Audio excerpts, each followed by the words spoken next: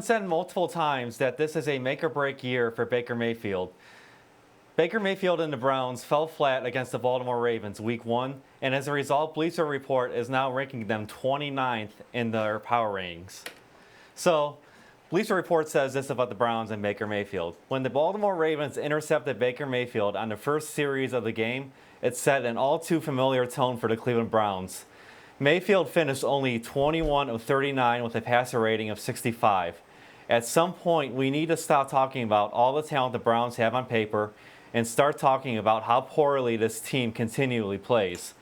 In week 1, the Browns looked like the same bumbling club that went 6-10 a year ago. There's also the elephant in the room. Baker Mayfield looks less like the long-term answer under center with every bad decision that he makes. So guys, as the season progresses, if Baker Mayfield continues to struggle like he did week 1, do you replace him at some point with Case Keenum? And if so, when do you do that? Well, first of all, if you do that, D-Man, you're giving up on him forever. And you've got things that come involved with that, with the number 1 pick and losing a position. But I'm not sure that they know yet whether that's Baker Mayfield or that's OBJ or anybody, Odell Beckham or somebody else. Now you got injuries on the offensive line. I don't know what you're going to be able to. I don't know what you're going to be able to tell out of this. Yeah, I'm not pulling the plug on Baker Mayfield after one game. Definitely a bad performance, a performance that reminded you of last year's choppy waters for the Bake Show.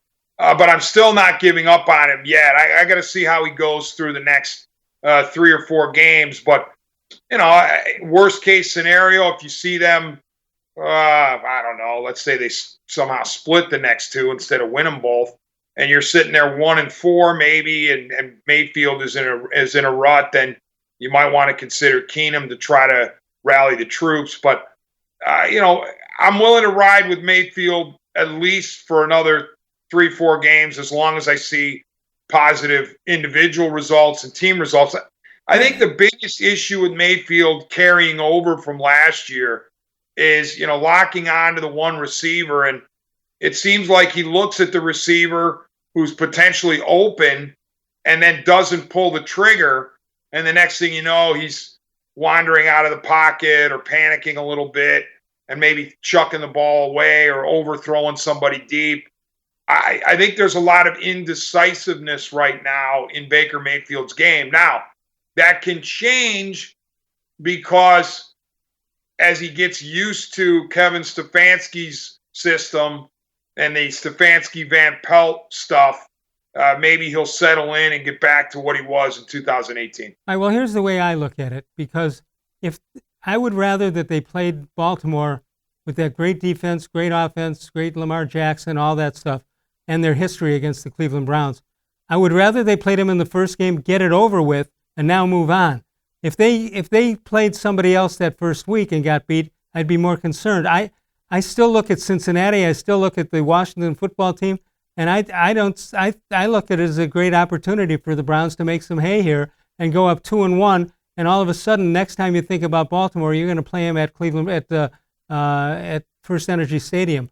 And I think that bodes well for the future if they can get some wins and get themselves into the race.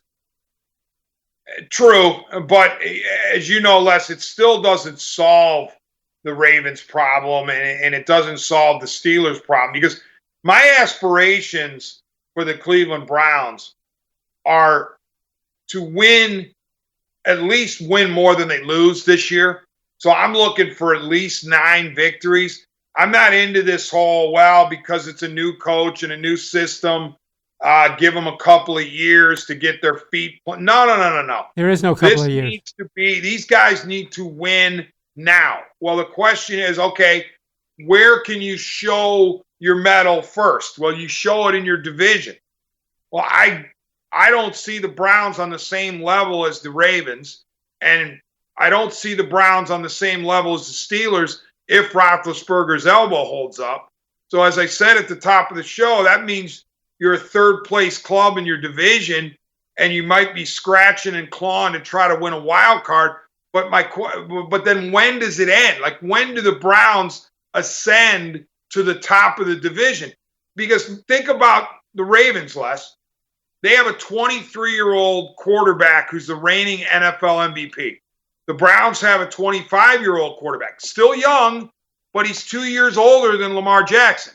And when you watch Baker Mayfield, do you see a future NFL MVP? No, I don't. No, I don't either. And However, when you look at the opposition, and you brought up Roethlisberger and then Lamar Jackson, Roethlisberger, you can almost throw in the mix of things that can happen, good and bad. You can almost throw in the mix that he'll get injured.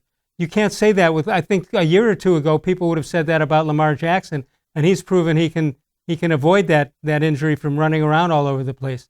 So, in answer to your question is, when can they shake these guys off? Well, one is when Roethlisberger doesn't play anymore, and one when you got to wait for Lamar Jackson. That's too long a wait. Exactly. That's what gives me a great deal of heartache and stomach aches as a Browns fan, because we sat around for years, Les, and we thought, okay, when Flacco, when he hits the back end of his career, then we'll overtake the Ravens, and when Roethlisberger hits his mid-30s, we'll overtake the Steelers, and the Bengals are always uncertain, and they got Dalton, who's nothing special. So pretty soon, we're going to be at the top of the division. And then think about this. You spend not one, but 2 seasons. You invest 2 seasons of losing, 1-31, into getting the number 1 overall pick and drafting Baker Mayfield. Okay? So, and I mean, I know that's not only one season determined the draft order, but you effectively tanked for 2 years to guarantee your franchise quarterback shot. And we get Baker Mayfield at number 1 overall. The Ravens draft Jackson in the same year at 32 overall. And we're sitting here snickering at the Ravens. Oh, they got a gimmicky quarterback. All he does is run. He can't throw. Well, now what? Now, 2 years later, now into the 3rd season, we're looking up at the Ravens, and I don't see a light at the end of the tunnel. I think the Ravens are going to reside at the top of this division for at least 5 to 7 years in the future. All right, I see a little hope, a little light at the end of that tunnel, and that is, this would not be the worst year ever to have that number 1, 2, or 3 pick from a quarterback standpoint. And I can't believe I'm sitting here in September and I'm talking about the draft already. Yeah, that's why I laughed. I'm laughing and I'm crying at the same time. I really want it to work out for Baker, but he needs to start showing us what a number 1 overall pick looks like at the quarterback position. Let me he tell did you, it for a while in 2018. We need to see it again. Let me